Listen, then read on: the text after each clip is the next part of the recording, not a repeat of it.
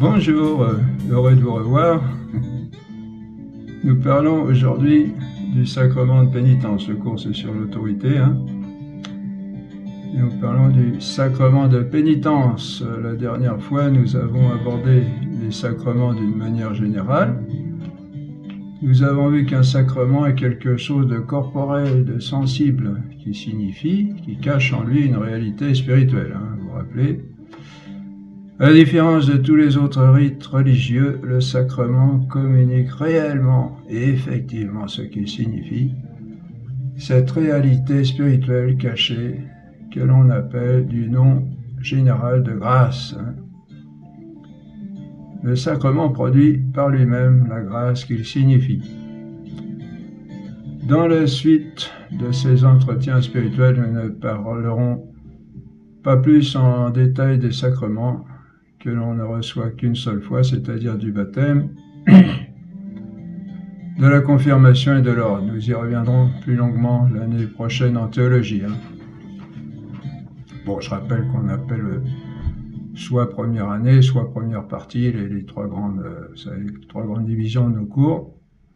Bon, au début, j'avais dit qu'on ne parlerait pas d'année parce que c'est un autre rythme par Internet, mais bon, en fin de compte, je le fais parce que pour pas créer de confusion entre ces grandes parties et les parties de chaque cours. Vous savez que chaque cours est divisé en 3 ou exceptionnellement 4 parties.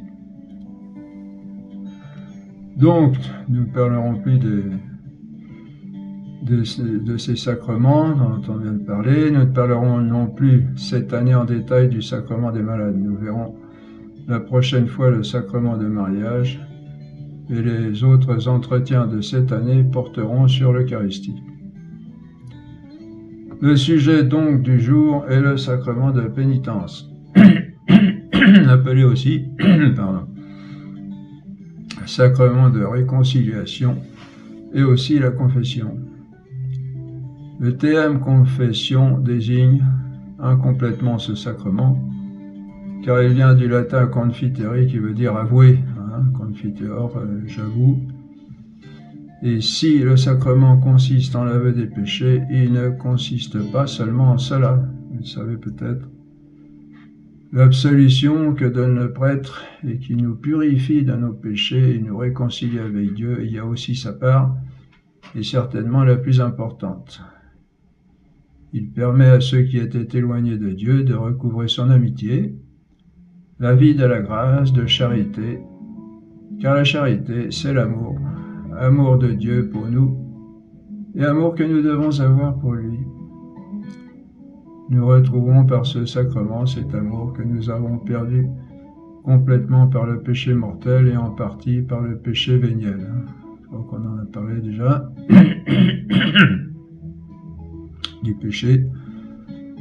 La part la plus importante, peut-être, de ce sacrement de pénitence, c'est donc l'absolution.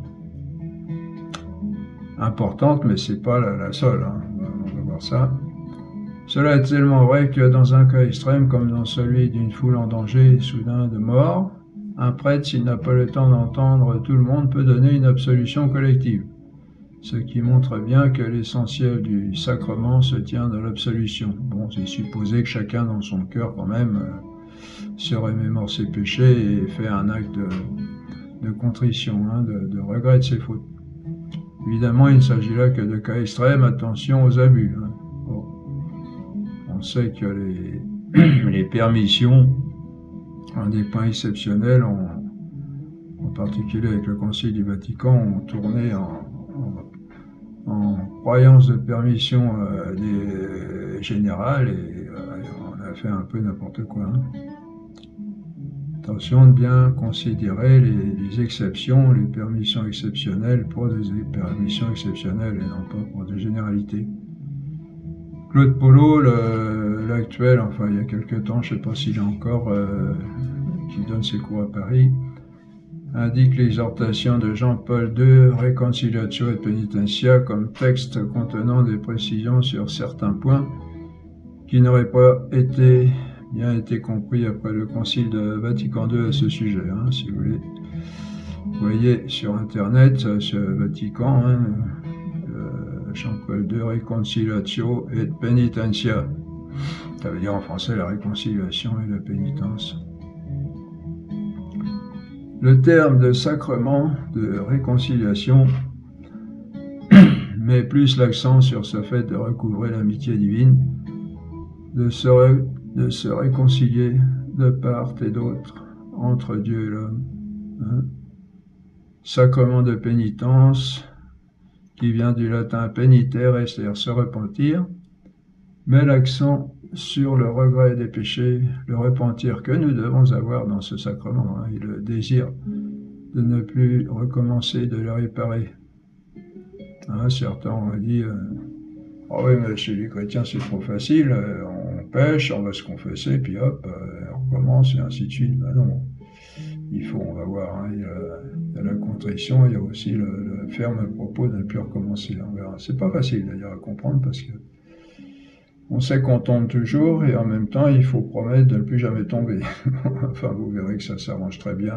Il n'y a pas de, comment dire, il n'y a pas d'impasse dans la sagesse de Dieu. Tout est merveilleusement organisé et tout est merveilleusement compréhensible et pas forcément de la meilleure manière, la manière la plus facile. Mais, on comprend Dieu et la sagesse infinie, on l'a vu et donc tout est très bien conçu, préparé, et mis au point, si on peut dire, par ce Dieu merveilleux que nous avons.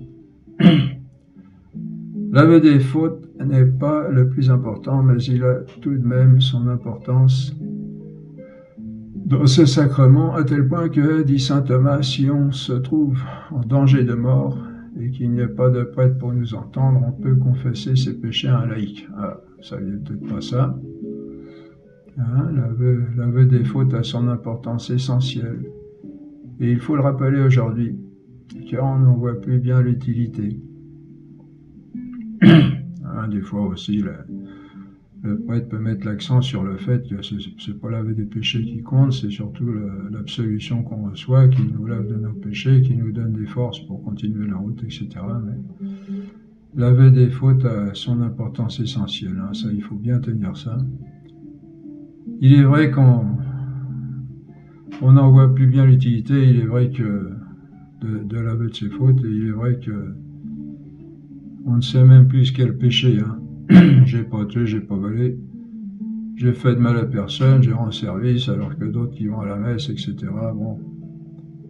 Donc tout va très bien, non, nous n'avons pas toujours conscience du péché. Et comme on l'a vu, une conscience se forme. Se forme et aussi se déforme. La conscience du péché, bon, on a certaines, on l'a vu, on a certains feelings naturels de ce qui est bien et de ce qui est mal, mais c'est pas évident pour tout le monde.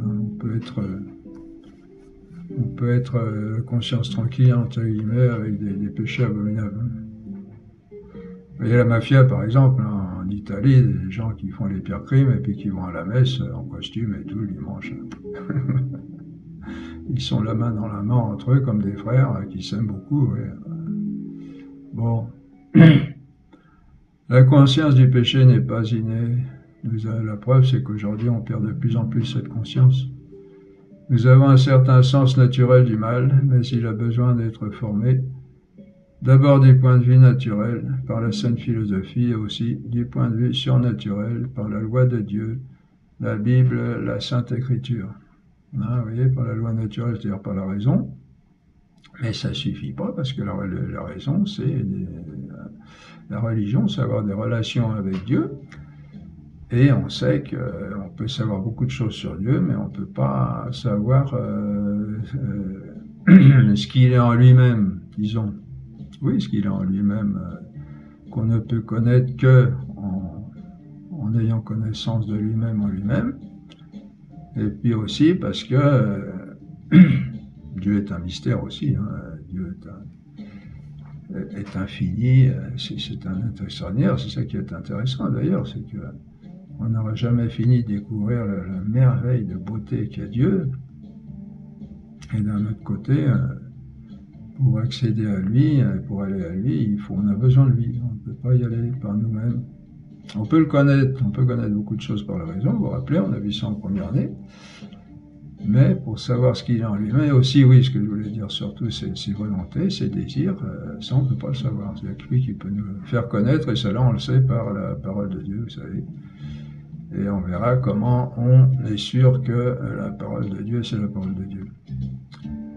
Donc, nous avons un certain sens naturel du mal, je répète, mais il a besoin d'être formé, d'abord du point de vue naturel par la saine philosophie, aussi du point de vue surnaturel par la loi de Dieu, la Bible, la Sainte Écriture, la parole de Dieu.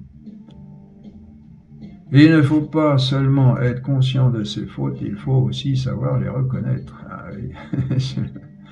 C'est la différence entre l'intelligence et la volonté. L'intelligence peut voir, montrer les fautes, et la volonté refuser de les reconnaître comme venant de nous, par orgueil ou par négligence. En général, c'est par orgueil. C'est pas moi, c'est l'autre. Ou c'est pas grave. Bon, voilà. On s'excuse d'avance. Nous sommes très habiles à nous excuser. Les fautes viennent de l'orgueil, et leur aveu est quelque chose de très humiliant. Et c'est pourquoi nous avons beaucoup de mal à nous y soumettre. On trouvera toujours toutes sortes d'excuses pour s'en dispenser. Là, on est assez habile dans ce domaine. L'homme est alors parfois tiraillé entre le poids de sa conscience qui lui mine le cœur et la répugnance de s'abaisser à reconnaître ses torts.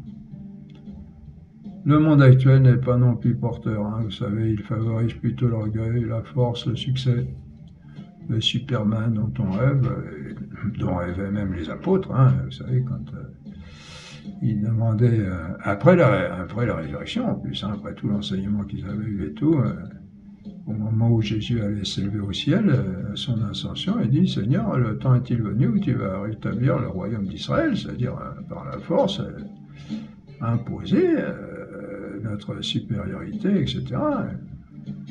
Et Jésus leur dit, non, c'est pas comme ça, le royaume de Dieu, bon, c'est tout l'évangile, je ne vais pas vous le dire en 2 mots.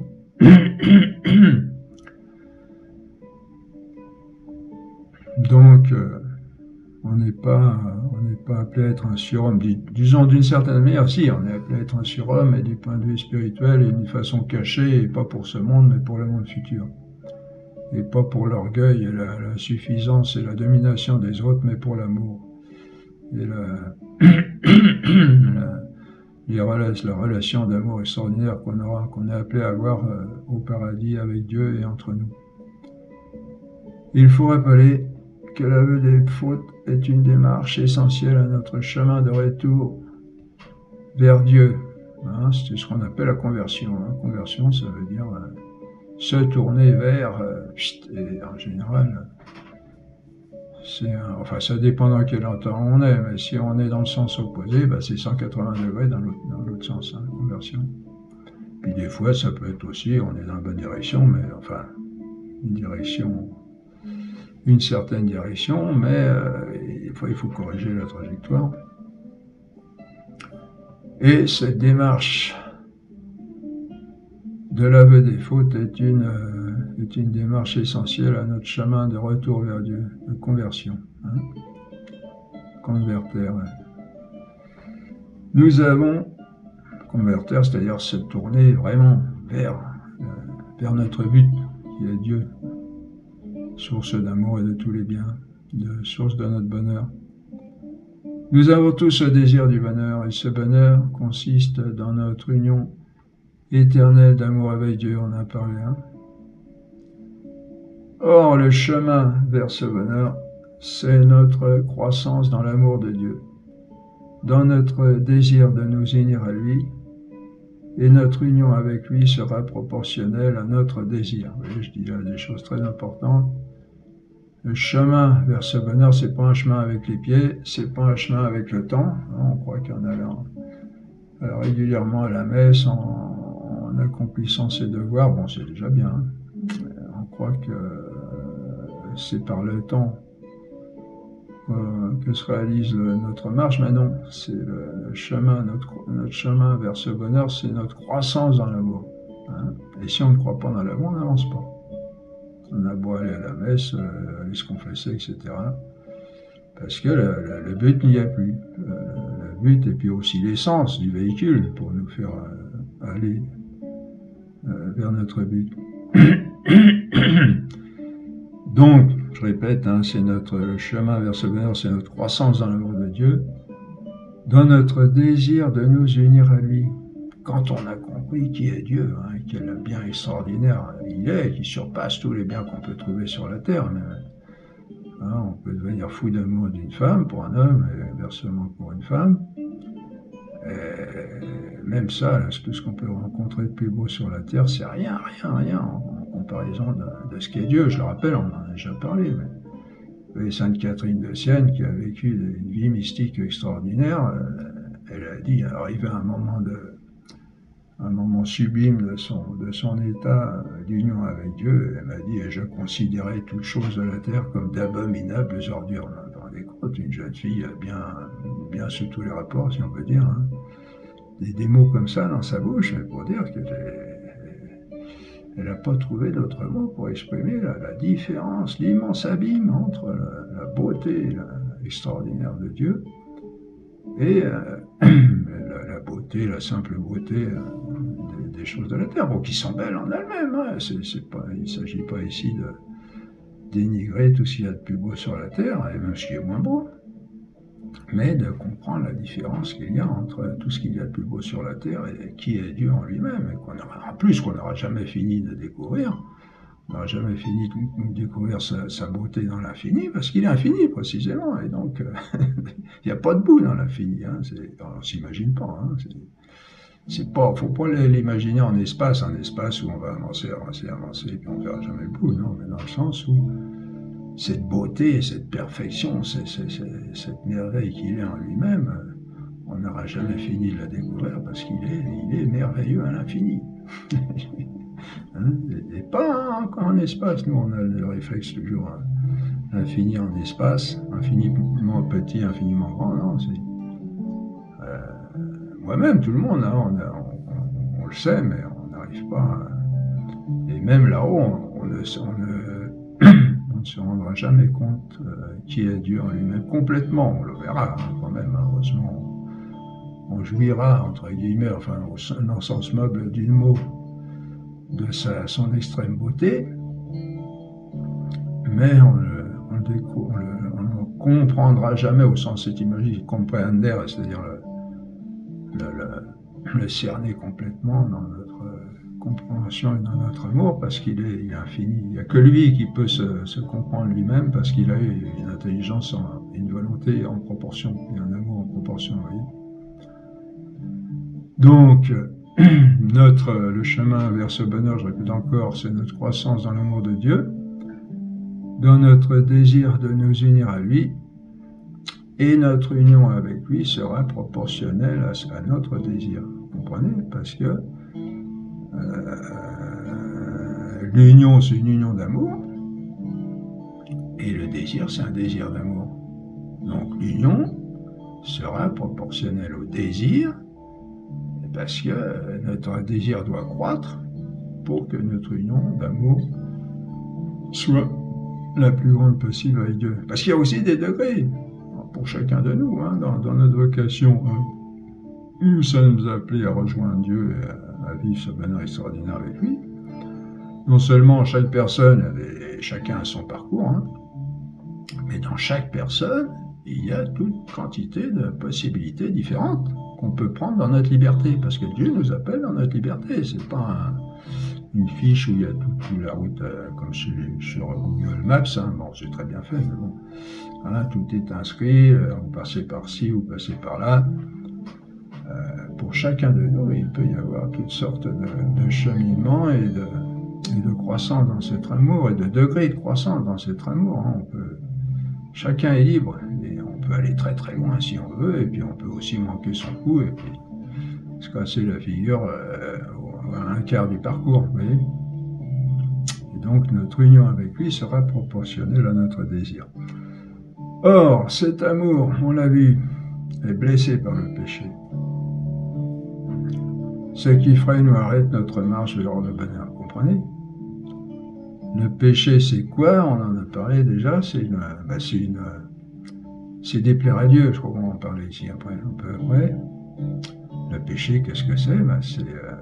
C'est faire ce qui déplaît au bien-aimé. Vous comprenez que si on fait ce qui déplaît à celui ou celle qu'on aime, ça porte atteinte à l'amour. Hein. Et puis, après ça, il faut réparer. D'où, avec Dieu, Dieu nous a donné ce merveilleux sacrement, le sacrement de pénitence. Donc, le sacrement de pénitence nous guérit de ces blessures, justement. Ces blessures qui ralentissent notre marche et nous empêchent d'aller vers notre bonheur. De plus, il nous fortifie pour marcher d'un pas plus alerte vers notre but. Hein. Évidemment, quand on est en pleine santé, on va mieux que quand on est malade ou blessé. Hein. On surpasse mieux cette répugnance à avouer nos fautes quand on sait que le but n'est pas de s'humilier, car c'est une certaine mort. Hein. Mais le but, c'est de guérir et de se rapprocher davantage du bonheur éternel. C'est ça qu'il faut voir. Il faut voir le bon côté. Il ne faut pas voir, alors oui, mais je vais aller devant un prêtre, et puis qu'est-ce qu'il va penser de moi, et puis... non. Il faut voir que c'est une condition essentielle, mais il faut voir le but, c'est-à-dire qu'on va croître dans l'amour de Dieu, et puis qu'arriver là-haut, peu importe ce qu'auront pensé les hommes, il ne restera que ce qu'a fait Dieu, et ce qu'auront pensé les amis de Dieu. Hein, ceux qui sont à côté de la plaque, même si c'est un prêtre, hein, tout ça sera emporté par le vent. Hein. Donc, pas s'inquiéter et voir le but qui est Dieu, aimer Dieu et croire dans cet amour de Dieu pour arriver à ce bonheur extraordinaire qu'il nous promet. Dieu sera vainqueur à la fin, il n'y a pas de problème. On a beau tortiller la chose dans tous les sens, on ne va pas berner Dieu. Hein. Il est infiniment sage, infiniment puissant, etc. C'est lui qui vaincra à la fin. Et on devra tous plier les genoux devant lui à la fin. Et on aura à payer tout ce qu'on aura à payer. Hein. Donc, ne pas s'inquiéter de ce qui se passe sur la terre, tout ça, ça passe.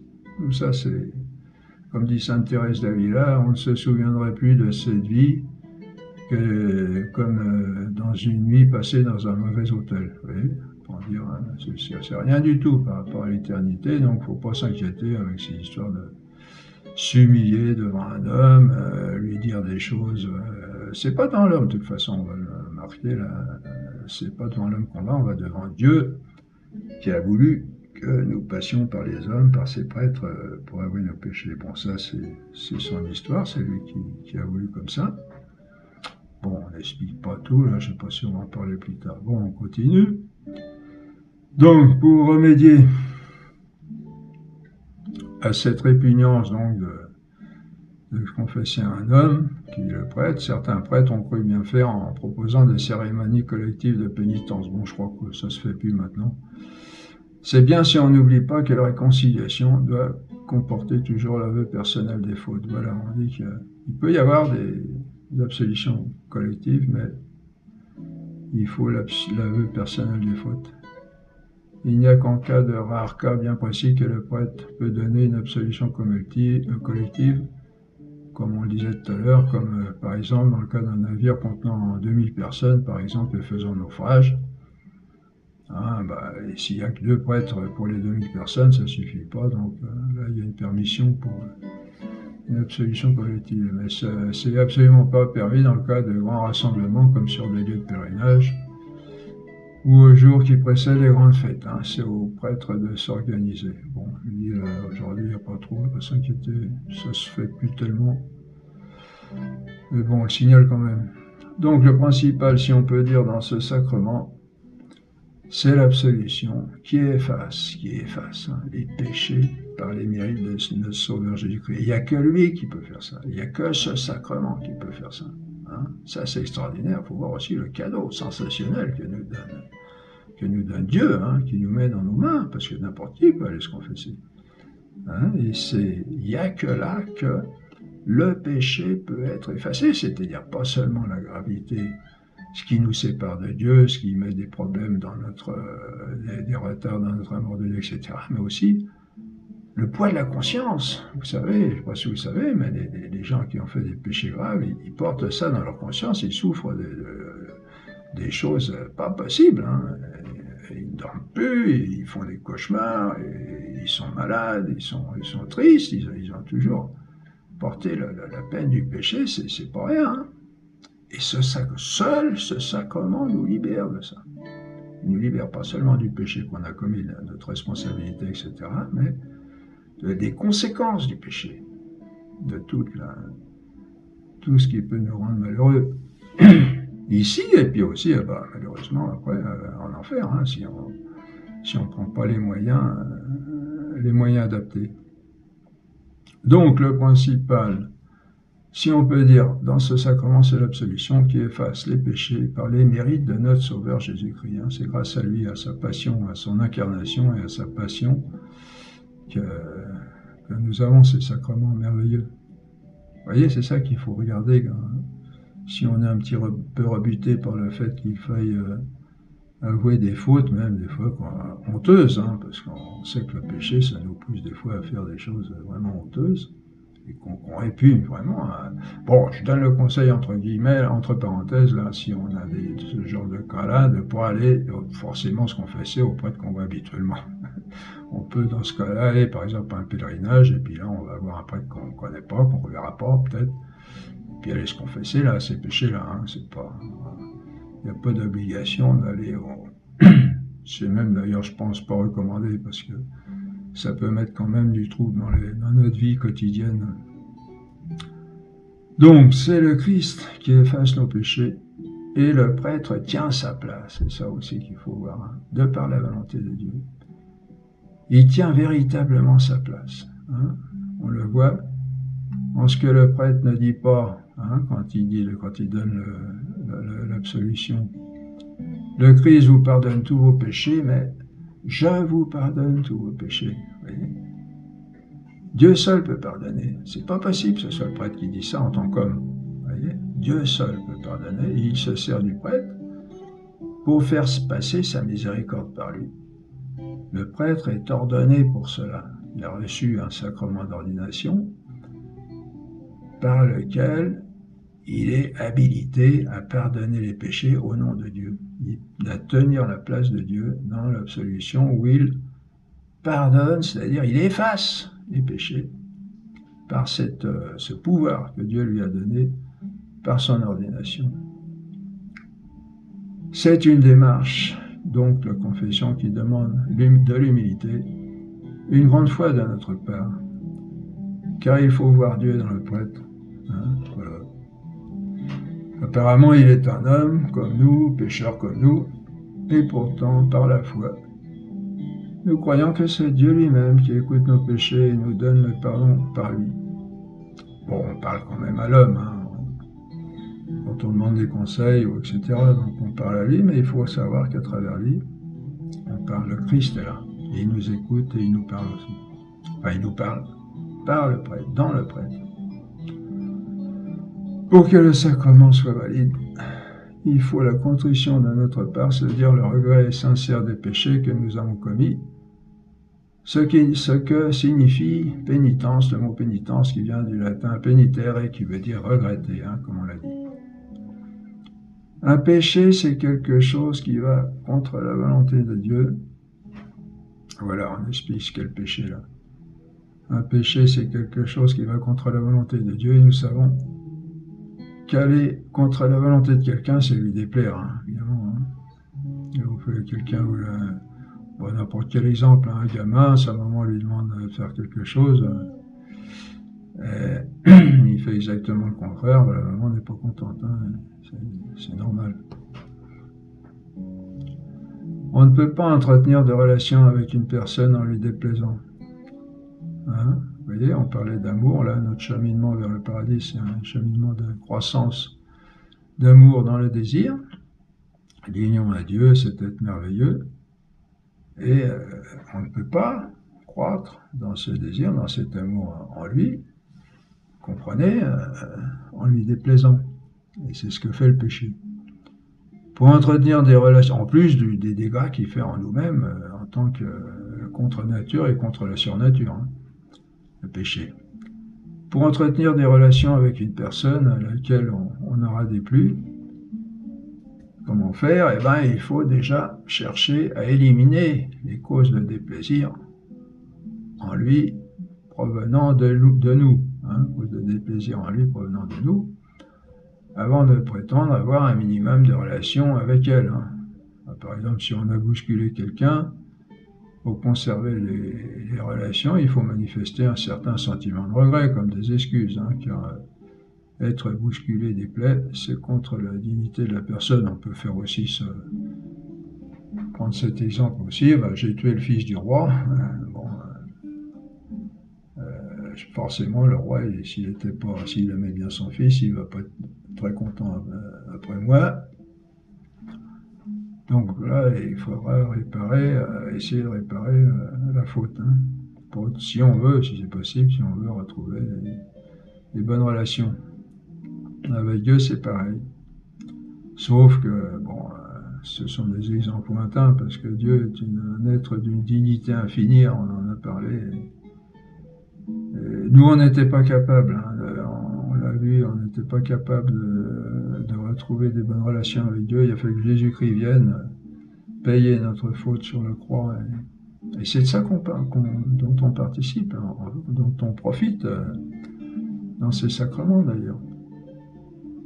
De ce pouvoir, de cette possibilité de réconciliation avec Dieu acquise par Jésus-Christ. Il est très important de noter ce point, car souvent on croit qu'il suffit de vivre n'importe comment dans la confiance, que Dieu est toujours content de nous parce qu'il nous aime. Hein, le bisounours, hein, mais j'aime bien cette expression-là. Une dame c'est un peu à la mode ce mot-là. C'est totalement faux. Hein. Dieu est très sensible à nos actions, à nos sentiments, à son égard et à l'égard de nos frères, auxquels il s'identifie, comme on l'a vu. Hein. Dieu, comme tout être libre, a des choses qui lui plaisent et d'autres qui lui déplaisent. Il le fait assez savoir dans la Sainte Écriture. Hein. Je vous recommande, entre parenthèses, pas entre parenthèses, même bien souligné, en caractère gras, hein, fréquenter la Sainte Écriture, hein, continuellement, hein, même si c'est un petit peu, même si c'est un paragraphe par jour.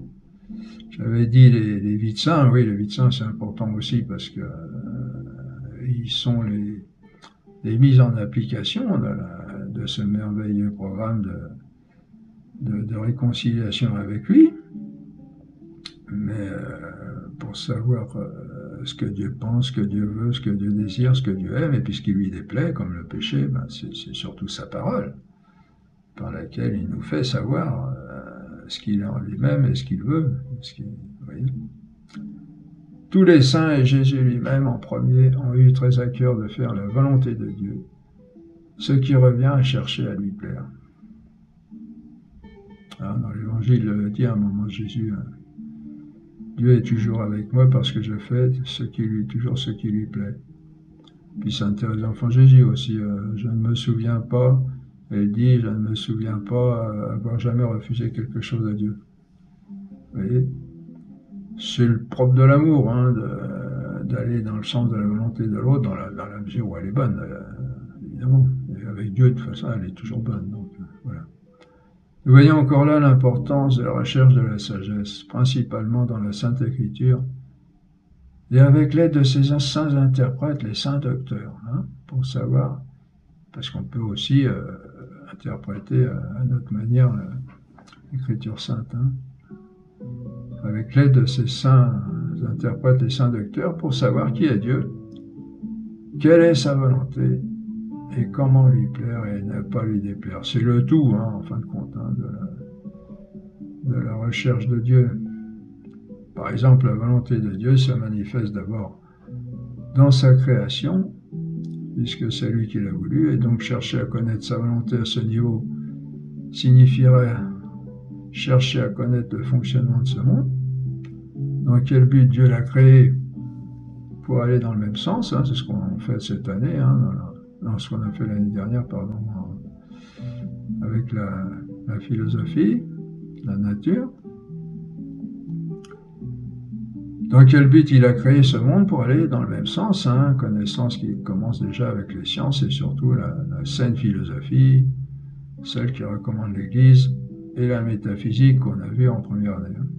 Bon, on a vu des points essentiels, hein, c'est tout un monde, hein, mais on a vu quand même ce qu'il nous faut d'essentiel pour vivre une vie spirituelle correcte.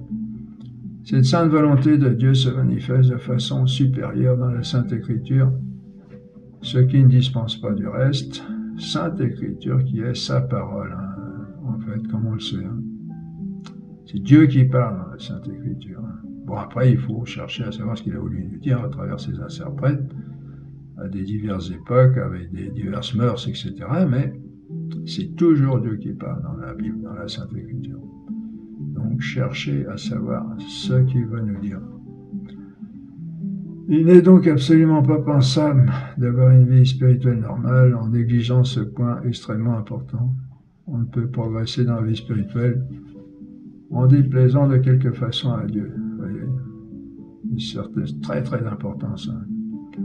Et certainement beaucoup de personnes, même consacrées, sont arrêtées sur le chemin de conversion, croyant avancer et vivant des situations spirituelles pas possibles qu'elles ne comprennent pas à cause de leur négligence sur ce point, en ne prenant pas suffisamment au sérieux la recherche minutieuse des causes de déplaisir de Dieu dans leur comportement. Vous voyez, moi j'ai vécu ça hein, dans ma propre vie spirituelle, et puis j'ai vu d'autres personnes. Bon, je ne veux pas juger des âmes, mais visiblement certaines personnes sont bloquées hein, et croient être dans l'amour de Dieu alors qu'il y a des gros problèmes. Hein. D'où la grande importance. Bon, comment je sais ça? Ben, on le sait quand les personnes sortent des âneries monumentales sans se rendre compte, avec laquelle la plupart des gens sont d'accord. C'est pour ça que le démon est très malin. Hein. Bon, on voit que, comme par exemple, on va jusqu'à plaisanter avec la parole de Dieu pour s'en moquer pratiquement, hein, sans se rendre compte, en croyant que c'est gentil, un petit péché mignon, et puis en fait, alors on voit la gravité de ce qui se cache par-dessous tout ça. Hein. On ne peut pas juger des cœurs, mais on peut quand même juger de certains, quand on a une formation évidemment. Hein. On peut voir, on peut subodorer qu'il y a des gros problèmes dans certains cas. D'où la grande importance, bon, toujours avec réserve, hein, en sachant que le jugement revient à Dieu toujours, et puis en sachant qu'on ne fait ça que dans le but d'aimer les personnes, de les aider, et non pas de se passer en juge supérieur, etc. Bon. D'où la grande importance de chercher à connaître Dieu et ce qui lui plaît, ce qui se traduit en la recherche de la sagesse. On en a parlé, on en reparlera. C'est la lumière qui mettra en évidence nos fautes, nous fera prendre conscience de leur gravité et nous donnera le désir de les regretter et de les réparer. Ouais, je vous dis qu'il y a beaucoup de choses, vous pouvez revenir. La plupart des gens n'ont pas conscience de leur faute parce qu'ils ne connaissent pas Dieu. Et bon, on peut prendre l'autre exemple aussi, plus on se rapproche d'une lumière, plus les choses deviennent claires. Hein. Et Dieu est la lumière éternelle, la lumière incréée, la lumière infinie. Ce n'est pas par rapport à nous-mêmes que nous connaîtrons la gravité de nos fautes, car les fautes à l'égard de l'autre ne concernent pas nous-mêmes, mais l'autre, vous voyez. Car c'est à lui que l'on déplaît. Ça aussi, il y a beaucoup de gens qui sont en dehors de l'église ou qui sont un peu loin, qui pensent que j'ai pas tué, j'ai pas volé, j'ai rien fait de grave. J'ai rien fait de grave. Déjà, on oublie. La mémoire s'estompe souvent, hein, et on oublie des choses importantes. Et puis aussi, c'est pas à nous de juger si ce qu'on fait, on peut le savoir un peu, mais c'est pas à nous de juger si c'est grave ou pas, c'est l'autre qui peut le dire. Et en l'occurrence, là, c'est Dieu. Parce que c'est à lui qu'on déplaît. C'est pourquoi il faut connaître l'autre pour savoir si on lui a déplu ou non. C'est la raison pour laquelle plus on s'éloigne de Dieu et de sa lumière, moins on a conscience de ses fautes. ces fautes, ce qui explique insouciance de notre monde aujourd'hui en grande partie athée. Vous voyez, plus on s'éloigne de la lumière, moins on voit les choses. Et quand on me parle de péché, péché, je ne connais pas. Évidemment, on ne voit plus rien. Comme si on disait en pleine nuit, vous voyez la bande blanche là sur la route? Non, elle n'existe pas, il n'y en a pas. En fait, elle est là, mais on ne la voit pas parce qu'on n'a plus la lumière. Et quand on s'éloigne de la foi, plus on s'éloigne de la foi, moins on a la lumière et moins on voit les choses. Et c'est tout ce que cherchent les démons. Hein. Ils cherchent à nous éloigner de la foi pour justement nous devenir aveugles et puis nous faire manipuler comme des marionnettes. Hein. En fait, tout ce qu'on dit là découle tout simplement de l'amour. Voilà, c'est tout logique. Il faut toujours revenir à l'exemple du fiancé et de la fiancée qui s'aiment passionnément. Et Dieu aussi prend cet exemple-là dans l'Écriture, vous verrez. Vous avez vu déjà. Hein, comment, alors, l'exemple, comment le fiancé pourrait-il espérer vivre un tant soit peu l'amour dont il rêve avec sa bien-aimée en lui déplaisant, comme par exemple en lui marchant sur les pieds du matin au soir. Par exemple, il veut danser avec elle, il n'arrête pas de lui marcher sur les pieds. Bon, la jeune fiancée, elle a beau l'aimer, elle va quand même ressentir pas forcément le meilleur amour à ce moment-là. Voilà. Bon, malheureusement, fiancé, ça n'existe plus. Hein. On est en train de perdre tout ça aujourd'hui, mais bon, on peut s'imaginer peut-être dans ces cas-là ce dont on parle. Non seulement la fiancée n'aura pas envie de vivre avec ce garçon, mais au contraire, elle souhaitera le quitter le plus rapidement possible. Hein. Il en est exactement de même avec Dieu. Sauf que les fautes envers lui sont beaucoup plus graves que celles que nous commettons envers nos frères, parce que Dieu dépasse infiniment à tout point de vue la plus belle créature, hein, comme on l'a dit. On voit combien se trompent ceux qui croient que Dieu nous aime toujours comme un bon papa gâteau, quoi que nous fassions. Le plus grave, c'est qu'ils se trompent aussi sur l'issue ultime de la vie et pensent que tout le monde ira au paradis très facilement. Même qu'il n'y a pas d'enfer, ou s'il y en a, il n'y en a pas beaucoup qui y vont, et puis peut-être même que ceux qui y vont, un jour, Dieu ne va pas supporter qu'ils restent comme ça toute l'éternité. Là, il faut lire les saints, hein, les saints docteurs, les gens qui ont justement été très près de Dieu, qui ont profité de sa lumière, et qui nous instruisent sur ces choses. Ils n'ont pas tenu compte de la parole de Dieu, de la vérité, qui pourtant n'aura pas manqué de les avertir. On n'a qu'une vie, il faut pas rigoler. Ce que disent les saints, ce que dit saint Paul. Hein. Oui, voilà, ça j'ai oublié, excusez-moi. On ne peut entretenir des relations d'amitié avec une personne en lui déplaisant. Bon, je pense que vous avez bien compris. Continue. On va comprendre ainsi beaucoup mieux la distinction que fait la théologie entre contrition parfaite et contrition imparfaite. La contrition parfaite, on le devine, c'est la contrition qui procède de l'amour de l'autre, d'abord de sa connaissance, qui nous fera voir combien on lui a déplu. Hein? C'est avec l'autre qu'on va savoir si on est en bonne relation d'amour avec lui ou pas, c'est pas par rapport à nous. Hein. Et ça, dans les couples, des fois, les gens, le mari peut dire « Oh, ben moi j'ai fait ce que j'ai pu, j'ai fait ce que je devais, si ça va pas, c'est de son côté. Hein. » Et dans les problèmes de réconciliation, hein, je crois que c'est souvent comme ça. C'est pour moi, c'est l'autre. De toute façon, c'est partout pareil. Hein. Pas que dans les mariages. La contrition parfaite, on le devine, donc, c'est la contrition, oui, qui procède de l'amour de l'autre. Et d'abord de sa connaissance qui nous fera voir, comprendre combien on lui a déplu. Et comme on l'aime, on va le regretter de tout notre cœur. Contrition parfaite. La contrition imparfaite, vous le devinez, procède de l'amour de soi-même, bien sûr. On est conscient que quelque chose ne va pas dans notre comportement passé, mais on pense plus aux inconvénients qu'il va nous valoir qu'à la peine qu'on aura pu faire à l'autre. Un simple exemple pour faire ressortir la différence entre ces deux cas, un enfant qui a cassé un vase que sa maman aimait beaucoup peut penser à la peine que cet acte va causer à sa maman, ou bien à la fessée qu'elle risque de lui infliger. Bon, ça c'était autant, il y avait encore des fessées, il paraît que c'est interdit maintenant. Bon. De même, on peut avoir le désir de se confesser par amour, on en reparlera, hein, on a un cours sur l'éducation. De même, on peut avoir le désir de se confesser par amour pour Dieu ou par crainte de l'enfer. Oh, on dirait c'est déjà pas mal. Hein. Il est clair que l'on est dans les meilleures relations avec Dieu quand on agit par amour. La crainte des châtiments peut être un état déclencheur, mais elle ne suffit pas. Il faut passer au niveau supérieur. Hein, Saint Matthieu, Jésus, Saint Matthieu 5,20. Si votre justice ne surpasse pas celle des scribes et des pharisiens, vous n'entrerez pas dans le royaume des cieux. Hein, il ne dit pas vous serez retardé ou vous ferez du purgatoire, etc. Vous n'entrerez pas dans le royaume des cieux. Et si on ne va pas au royaume des cieux, on peut aussi aller au purgatoire, mais faire attention à viser le paradis, parce que si on vise le purgatoire, on peut glisser sur la marche du dessous. Hein.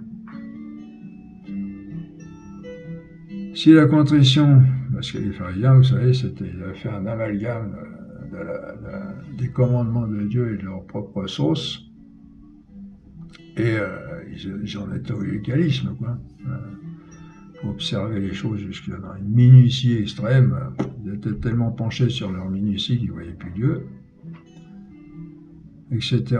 Si la contrition est vraiment parfaite, elle peut par elle-même, alors voilà un point important, si la contrition est vraiment parfaite, mais bon là il faut y arriver déjà, hein, c'est-à-dire avec un amour total pour Dieu, elle peut par elle-même effacer les péchés sans le sacrement. Seulement, comme on n'a pas d'instrument de mesure pour savoir si on a la contrition parfaite, il vaut mieux recourir au sacrement, vous comprenez? On n'a pas de thermomètre de la charité. Bon, ça peut être utile quand même de savoir ça, parce que, par exemple, vous êtes en danger de mort et vous voulez vous confesser et vous ne trouvez pas de confesseur. Hein, vous allez être mis à mort pour une raison ou pour une autre. On peut demander à Dieu la contrition parfaite. Hein. De même, pour ceux qui s'en foutent de leur père ne peuvent avoir accès à notre belle religion catholique, celui qui aime vraiment Dieu pour lui-même peut obtenir le pardon de ses péchés uniquement avec cet amour. C'est bien. Bon, mais il ne faut pas jouer avec ça. Hein. Si on peut se confesser, faut y aller. Surtout qu'on a encore des moyens, on a encore pas mal de prêtres, heureusement. Mais comme il est très difficile à acquérir cette contrition, cet amour, et qu'on n'a pas d'instrument de mesure, voilà, il vaut mieux recourir au sacrement dès qu'on le peut. Dans le cas de la contrition imparfaite, ou ce qu'on appelle aussi attrition, le sacrement nous aide peu à peu à grandir dans l'amour, pour accéder à cet amour pur de Dieu et obtenir la contrition parfaite. Comme en toute chose, de même, dans la pratique de ce sacrement, il y a des excès et des défauts. Hein. Alors le défaut sera de dire qu'on n'a pas de péché, ou de ne pas vouloir les reconnaître. L'excès sera le scrupule, la crainte de ne pas en avoir dit assez, ou de ne pas les avoir bien dit, et qu'on a peur que le sacrement ne soit pas valide. On remarque deux cas dans l'excès. Le premier est celui-ci: ai-je bien confessé tous mes péchés? Ai-je fait une bonne confession? Condition essentielle pour bien faire sa confession. A. Premièrement, s'instruire continuellement de la sagesse, comme on le disait, pour chercher à savoir ce qui plaît et ce qui déplaît à Dieu. C'est en partie à quoi servent les lectures de la messe ou de la Bible en d'autres occasions. On trouve ce qui plaît ou ce qui déplaît à Dieu en résumé dans les 10 commandements, et en particulier dans les 2 premiers, amour de Dieu, amour du prochain. on doit confesser tout ce qu'on a commis contre l'un de ses commandements. Attention, ils ont l'air très simples, mais ils sont d'une profondeur. On peut méditer, on peut les... Je crois que toute la Bible, c'est le résumé de toute la Bible d'une certaine manière. C'est précisément commandement. Vous voyez, on parlait tout à l'heure de ce qui cherchait à savoir ce qui déplaît à Dieu. Ben, c'est ça les commandements. Les commandements de Dieu, c'est pas des commandements pour dire c'est moi qui commande, le maître, et vous n'avez plus qu'à obéir, à vous aplatir devant moi, non. Ce sont pour ainsi dire le mode d'emploi entre guillemets de cet amour à laquelle on est auquel on est appelé pour vivre ce bonheur avec Dieu. Vous voyez, c'est le mode d'emploi, ce sont les clés qui vont nous ouvrir les portes pour aller à Dieu et vivre ce bonheur merveilleux qu'il nous promet. Je ne sais plus si on l'a vu ou si on le dira, mais on le dit maintenant. C'est le minimum. C'est le minimum à pratiquer dans cette vie. Après, il y a, je ne sais plus quand est-ce qu'on en parle. On va parler des conseils pour les gens qui veulent acquérir une perfection supérieure. Comme on le disait tout à l'heure, il y a plusieurs degrés dans chaque vie. Mais les commandements, c'est le basique et c'est le mode d'emploi, les clés pour arriver à cet amour de Dieu, pour parvenir à ce bonheur qu'il nous promet avec lui. Alors c'est une chance, on a un résumé, mais il faut faire attention qu'un résumé, c'est un résumé qui demande d'être développé par tout le reste de la Sainte Écriture, et principalement le résumé des résumés, c'est les 2 premiers commandements qui sont « Tu aimeras le Seigneur ton Dieu de tout ton cœur, etc. » et ton prochain comme toi-même. Tout est dans l'amour, dit saint Paul. Le résumé, c'est l'amour. Mais alors, des personnes, bon, il ne faut pas que je sois trop long, mais bon, des personnes en ont profité pour dire, bon, bah, c'est l'amour, là, hop, là, on n'a jamais pu, c'est terminé. Ah non. D'un côté, vous avez le résumé qui va vous concentrer tout ce que dit Dieu dans toute la Bible. Mais pour savoir ce qui est concentré dans ce résumé, il faut lire la Bible pour savoir ce que ça veut dire. Vous voyez ce que je veux dire? C'est bien parce que le résumé nous focalise, nous montre la route à suivre toujours, dans tout ce que dit Dieu. Pour en sortir de là, ce sont toujours les 10 commandements, et en particulier les 2 premiers commandements, qui sont l'accomplissement du chrétien et l'accomplissement de tous les beaux rêves que Dieu a sur nous. Deuxièmement, prendre un temps raisonnable. Donc je rappelle, oui quand même, on rappelle pour la première, premièrement, on doit confesser tout ce qu'on a recommis contre l'un de ses commandements, pour revenir à la confession, sacrement de pénitence. C'est principal, ça. Deuxièmement, prendre un temps raisonnable, ni trop long, ni trop court, si possible, devant le Saint-Sacrement, après avoir prié le Saint-Esprit ou notre ange gardien, de nous éclairer sur ce que nous aurions pu faire contre l'amour de Dieu entre 2 confessions, vous voyez, ce qu'on appelait l'examen de conscience. Alors, on peut l'appeler encore comme ça, il n'y a pas de problème. Il est recommandé d'ailleurs de le faire tous les soirs, ce qui a pour avantage, entre autres, de faciliter l'examen précédant la confession. Et cet autre avantage de demander pardon tous les jours au Seigneur des fautes commises, ce qui est très important dans la vie spirituelle. Une fois qu'on a estimé avoir fait le tour de nos fautes, avant la confession, en rester là, sans s'inquiéter si on s'est bien souvenu de toutes ces fautes. Comme toujours, réfléchir à un temps raisonnable, ni trop court ni trop long. Et une fois qu'on a bien réfléchi, qu'on a bien... Paf, on détermine les fautes qu'il y a eu faites, et on va les confesser. Ne pas s'inquiéter, c'est parce que le démon il est très fort pour nous mettre du trou dans la... Ce qui compte surtout, en fait, c'est pas le nombre de fautes, mais un cœur contrit, disposé à confesser celles qui nous viendraient encore à l'esprit, quelle que soit leur gravité. Vous voyez, il y a un bon truc aussi, mettons que vous confessiez, vous avez fait ça, vous êtes bien confessé, chemin, j'ai oublié ça. faut savoir si vous en étiez souvenu avant la confession, pendant votre examen, sincèrement, dans la lumière de votre cœur, sincérité de votre cœur, si vous en étiez souvenu et que vous auriez eu tout à fait le propos de le confesser, c'est comme si vous l'avez confessé. Ce qu'il ne faut pas, c'est chercher à cacher quelque chose à Dieu, parce que alors là, ça va. Votre péché reste coincé, il n'est pas pardonné, et ça peut apporter des graves conséquences à votre vie spirituelle, vous voyez. Je répète, si vous êtes confessé, vous avez tout fait bien comme il faut, après, j'ai oublié ça. Bon, ce que je fais, moi, des fois, je le confesse au coup de suivant. Bon, je dis, tiens, la dernière confession, j'ai oublié ça, pas. Mais même sans ça, je pense on peut... il suffit d'être disposé à le confesser, quoi qu'il arrive. À ce moment-là, le Seigneur l'a pris en compte.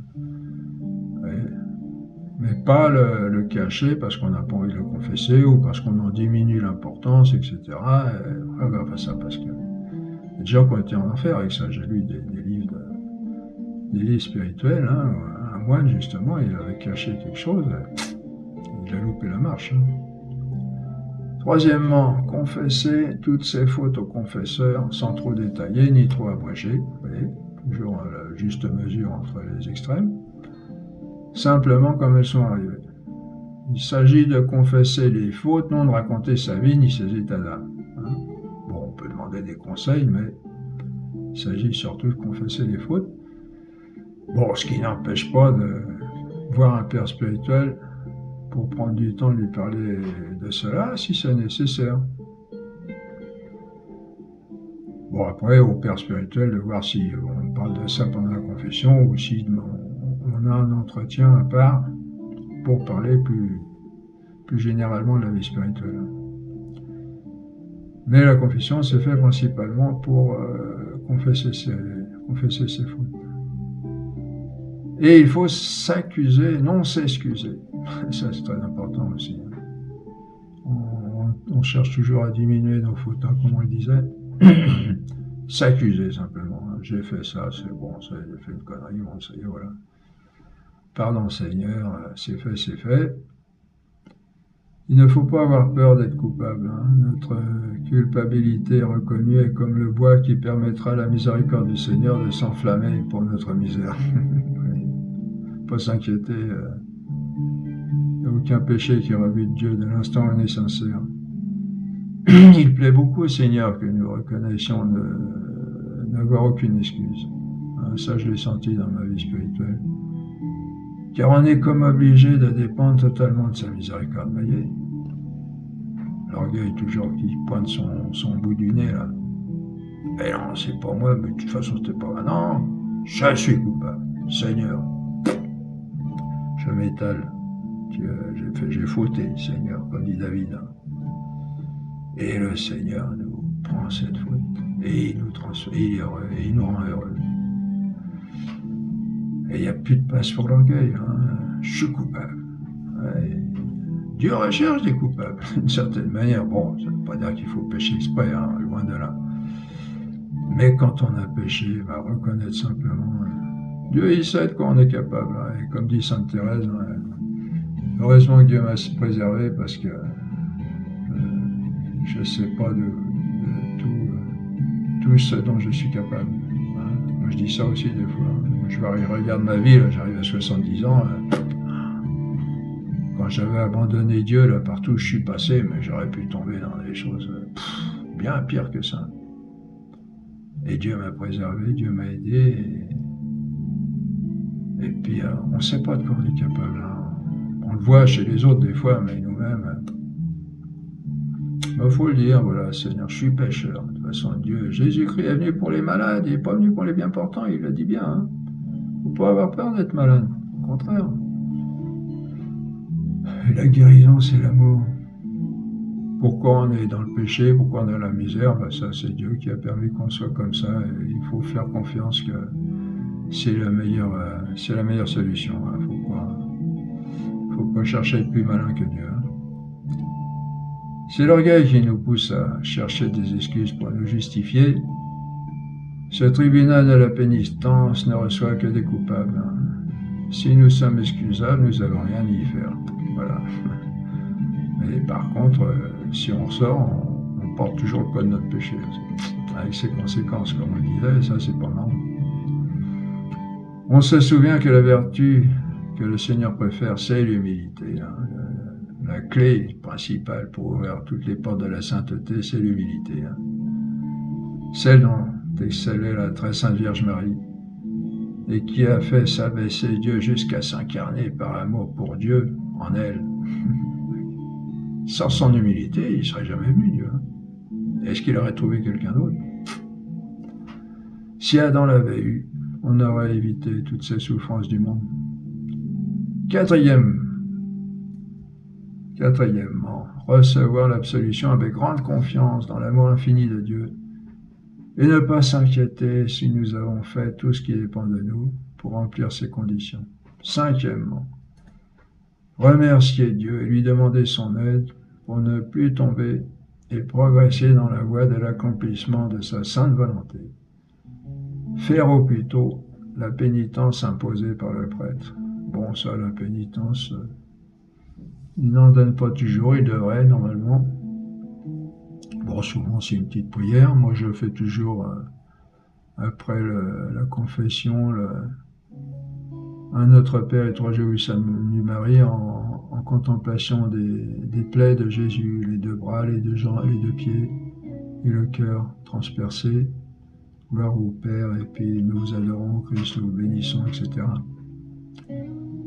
Et puis il faut lui demander, bon, je ne sais plus si on en parle ici, mais lui demander son aide. Sans moi, vous ne pouvez rien faire, il a dit. Le deuxième cas de scrupule consiste à nous demander si nous avons bien fait, si nous avons bien eu contrition de nos fautes, car nous savons que nous retombons pratiquement toujours dans les mêmes travers. Ah oui, alors ça c'est un point important.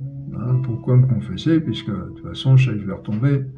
Alors ils ne sont pas logiques, ils me demandent de me confesser, moi, ils me demandent de promettre de ne plus jamais retomber, puis après ils me disent vous êtes pécheur, de toute façon vous ne pouvez pas, Saint Jean il dit vous ne pouvez pas dire que vous n'avez pas de péché, si vous dites que vous n'avez pas de péché, vous êtes menteur. Il dit attendez, si je suis pécheur, bon allons-y, je pêche. Si je vais me confesser, que je promets de ne plus tomber, je ne vais plus tomber. C'est pas facile, il y a peut-être beaucoup qui ont abandonné la confession à cause de ça, en ayant mal compris. Alors, on nous demande, oui, donc de dire avant l'absolution, comme si elle en dépendait, l'acte de contrition dans lequel nous promettons de ne plus recommencer, alors que nous avions déjà promis les dernières fois d'avant aux autres confessions, là, on l'a déjà promis, et on a effectivement recommencé. Alors, vous pouvez dire, je suis pas honnête, je pêche, je promets puis je tiens pas, donc c'est pas la peine de me confesser. Ben non, il faut pas faire ça. Il faut alors préciser qu'il s'agit d'avoir le ferme propos de ne plus recommencer. Voyez?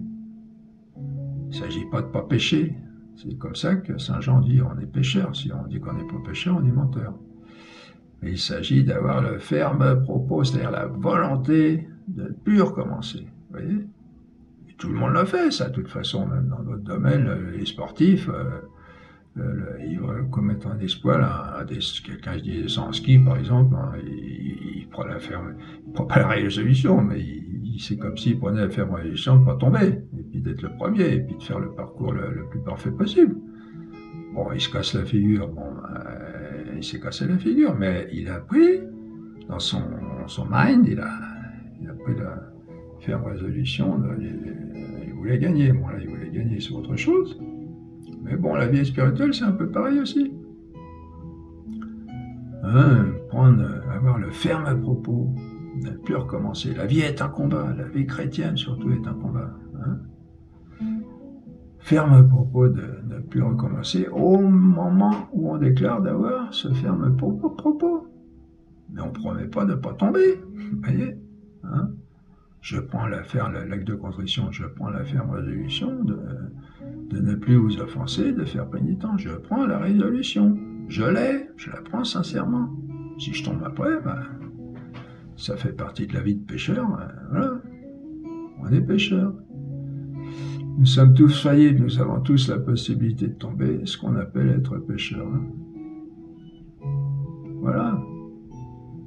Un skieur, voilà, il va faire tous ses efforts pour ne pas tomber, mais s'il tombe, il tombe. Même le meilleur des champions, il tombe. Vous voyez, tiens, ça peut nous encourager. Même le meilleur des champions, il peut tomber. Pour revenir à la confession, on peut dire encore, même si ce qui n'est pas souhaité au sortir du sacrement faiblit dans cette ferme résolution, moi ça m'est arrivé, on aura quand même rempli les conditions. C'est pas une question de temps, pas parce qu'on est tout frais pardonné qu'on va être beaucoup plus fort au départ qu'à l'arrivée. Il y a des pièges, le démon nous met des pièges, et puis nous on ne fait pas toujours bien attention, quoi que ce soit souhaitable. Il ne s'agit pas de ne jamais faiblir dans ce ferme propos, ce qui est même impossible, puisque nous sommes faibles et pécheurs, et la Sainte Écriture le dit elle-même. Le juste pêche 7 fois par jour. Il ne s'agit pas de ne jamais faiblir, mais de garder ce ferme propos aussi longtemps qu'on le peut, et de le reprendre dès que possible si on l'a perdu. Comme disait le Père Finet, les résolutions ne sont pas à tenir, mais à reprendre. C'est beau cette expression-là. Il suffit donc d'avoir le ferme propos. Au moment où l'on dit l'acte de contrition, de le garder autant que l'on peut et de le reprendre le plus vite possible si on l'a perdu. C'est le chemin de croix de Jésus-Christ avec ses chutes. Même Jésus est tombé. Il a certainement pris le chemin de croix en pensant ne pas tomber avant. Il y a un bel exemple aussi dans le Tour de France, le vieux Tour de France de 1900, je ne sais plus combien, 30 ou... il avait passé le Tourmalet, avec des vieux vélos là, dans le temps, là. Il se casse la figure. Et en redescendant sur Tourmalet, en descendant sur Bagnères, il prend son vélo sur l'épaule, il va chercher un maréchal Ferrand, il répare son vélo au maréchal Ferrand, il remonte sur son vélo et il repart. Il continue le Tour de France. Il y a un panneau là, commémoratif sur la descente du Tourmalet, sur Bagnères. Quelle doit être la fréquence du sacrement? L'Église demande au moins une fois par an. Oui, alors j'ai encore oublié ça, pardon. Voilà, oui, il suffit d'avoir actuellement, quand on dit l'acte de contrition, le ferme propos, de ne plus recommencer. Donc, fréquence du sacrement, l'Église demande au moins une fois par an. En règle générale, on dit une fois par mois. Une fois par an, c'est le minimum. Ça peut être variable pour chacun, aller jusqu'à une fois par semaine et plus. Bon. Ça dépend aussi de la vie spirituelle qu'on a, et puis il faut demander les lumières du Saint-Esprit. Voilà.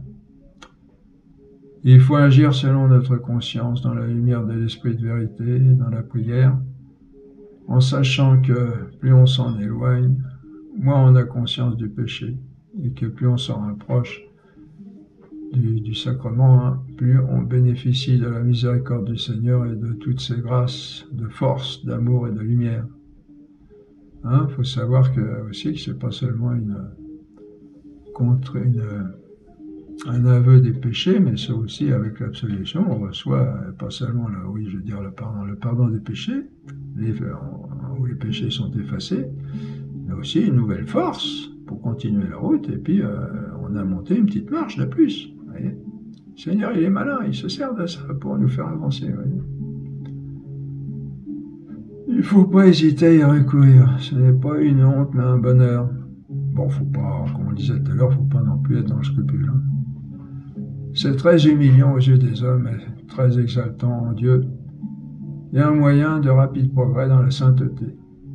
Évidemment, tout cela dans la mesure de la disponibilité des prêtres, mais sans hésiter non plus à insister auprès d'eux, car ils n'ont pas toujours non plus conscience de la gravité du péché, non plus, des autres, et de l'importance de leur tâche en ce domaine, c'est-à-dire en la dispense des sacrements. Moi, j'ai dit à un prêtre une fois, il avait son sac de son cabale pour faire ses courses. Non, j'ai pas le temps.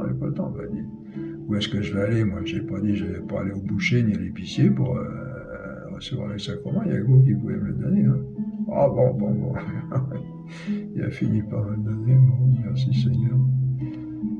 Ça, c'est leur première fonction au prêtre. Hein. Il faut leur rappeler aux besoins la messe et la dispense des sacrements. Hein. Pour terminer avec la fréquence du sacrement de pénitence, évidemment, en dehors du rythme que l'on pourrait qualifier d'habituel, il faut recourir au sacrement avec urgence en cas de péché mortel, car ce genre de péché tue véritablement notre âme et nous fait perdre la grâce, ce qui entraîne pour nous de chuter avec une vitesse vertigineuse vers la mort éternelle. Il faut savoir qu'il y a ça au bout. Hein. D'un côté, il y a le bonheur extraordinaire, infini, mais de l'autre côté, il y a un enfer éternel aussi, hein, où il y a des souffrances atroces. Hein. Il y a des lois spirituelles, comme les lois physiques. Hein. Plus on attend, plus on augmente les difficultés de retour à la vie. La vie chrétienne n'est pas une sinécure, c'est un véritable combat de tous les jours, un combat sanglant. Regardez les saints, lisez des livres des saints, et vous verrez. Donc ce sacrement, bon Jésus d'abord, hein, l'évangile, mais aussi la vie des saints qui ont mis en application les commandements de Dieu. Donc ce sacrement purifie des fautes, guérit les blessures que celles-ci nous ont infligées et donne une force supplémentaire pour combattre le péché en nous. Bon, des blessures que nos fautes nous ont infligées, mais ça ne veut pas dire qu'elles sont involontaires, hein, c'est nous-mêmes qui avons péché. Il y a toujours la volonté derrière. Du côté du prêtre, bien que ce soit souhaitable, il n'est pas nécessaire qu'il soit en état de grâce pour que le sacrement soit valide. Hein. Un prêtre en état de péché mortel vous donne une absolution aussi valide que le plus grand saint. Mais évidemment, il est recommandé de choisir un saint prêtre, surtout très savant dans les voies de la sainteté, comme le recommande sainte Thérèse d'Avila.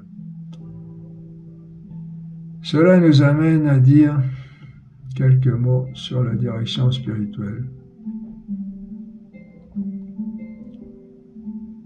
Il est très important de recourir régulièrement à un conseiller spirituel, ce qu'on appelait aussi un directeur spirituel ou un père spirituel. Ça peut être aussi un frère spirituel, mais vaut mieux un prêtre quand même. Recourir régulièrement, car nous sommes très mauvais juges de nous-mêmes, surtout en spiritualité. Il faut confesser nos péchés, faire examen de conscience, étudier notre vie spirituelle par rapport à la parole de Dieu, etc. Mais recourir à quelqu'un d'autre qui est savant, même si nous-mêmes on est très savants, qui peut nous éclairer, sinon dans sa science, du moins dans la grâce de Dieu, comme interprète de Dieu, sur certains aspects de notre vie spirituelle que nous ne voyons pas nous-mêmes pour certaines raisons. Il vaut mieux qu'il soit prêtre, car il peut en même temps recevoir vos confessions. Et un prêtre tient de Jésus un charisme spécial de guide spirituel en tant que par sa fonction, il est intermédiaire entre Dieu et les hommes. Un prêtre, c'est ça la fonction du prêtre, c'est d'être intermédiaire entre Dieu et les hommes. On peut même dire qu'il tient la place de Jésus en ce domaine. Il la tient d'autant plus dans le sacrement de pénitence. Et on dit qu'il est préférable de le consulter à cette occasion, à condition de ne pas faire de confusion entre l'accusation des péchés et la discussion sur la spiritualité. Il est préférable de le consulter à cette occasion, parce qu'on disait tout à l'heure que c'est là surtout qui tient la place de Jésus, et Jésus peut parler à travers lui, mais il faut bien séparer l'accusation de la direction. Une fois qu'on en a trouvé un en qui on sent que l'on peut avoir confiance, ce qui se fait après avoir beaucoup demandé à Dieu et cherché,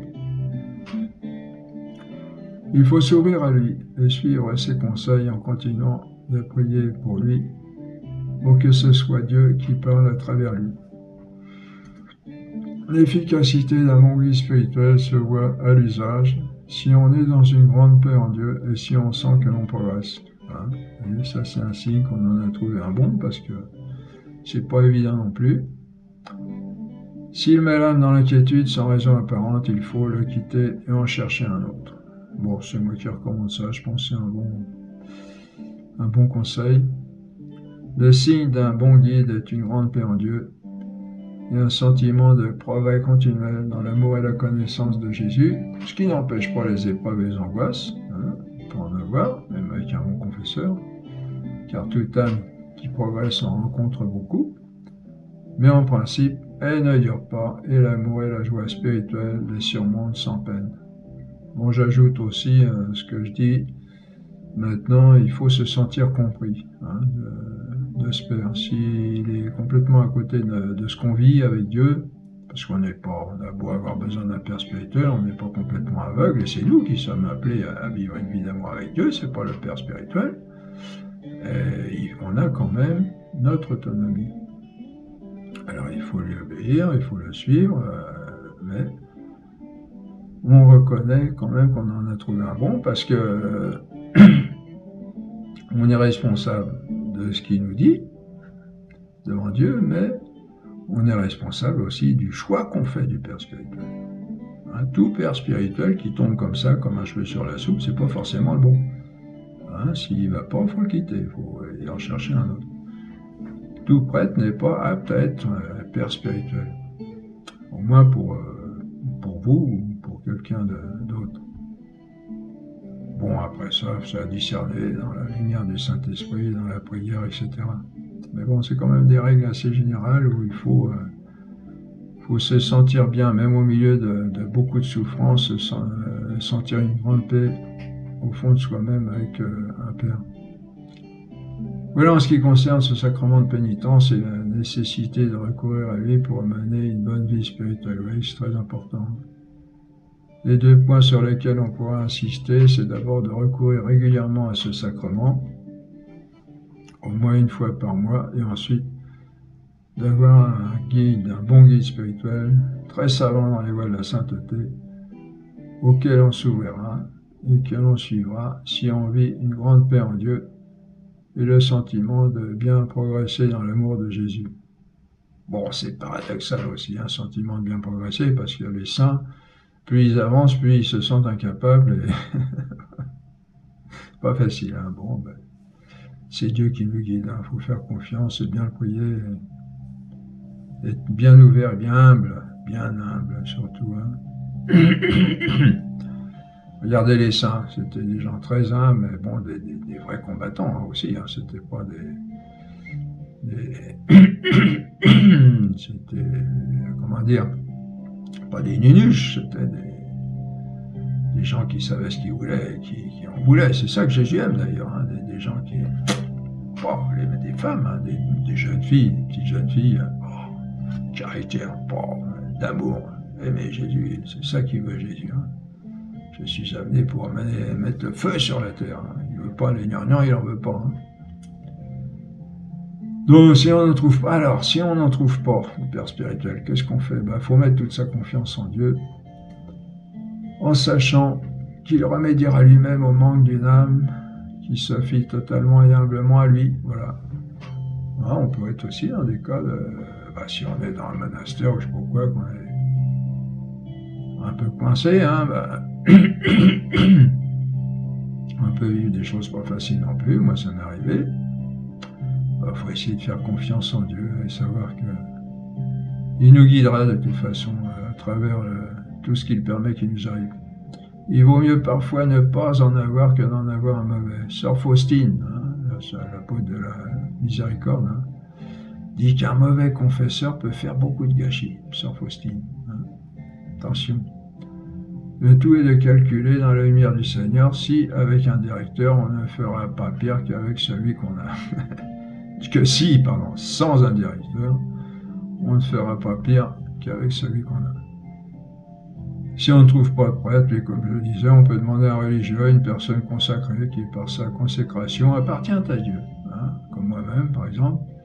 Et donc, Dieu peut parler d'une certaine manière par les bon, moi, j'ai pas trop le temps. Je voudrais me dédier à cet enseignement-là, à cette recherche de la vérité, à cet enseignement.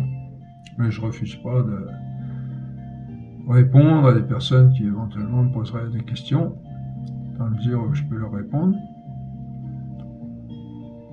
Donc, une personne, oui, par sa consécration qui appartient à Dieu, et donc Dieu peut parler d'une certaine manière par lui. Le tout est de trouver quelqu'un qui soit bien instruit des voies de la sagesse et de la sainteté, car Dieu parle d'autant mieux par les hommes que ceux-ci sont mieux unis à lui, bien sûr. Si Dieu veut nous dire quelque chose qui est complètement à l'opposé de ce que pense le prêtre habituellement ou le frère, par rapport aux voies spirituelles, Dieu ne fait pas forcément des miracles à chaque fois. Il fait avec ce qu'on est. Voilà. Merci de votre attention à la fin de cette première partie de ce 7e cours. À bientôt pour la deuxième partie.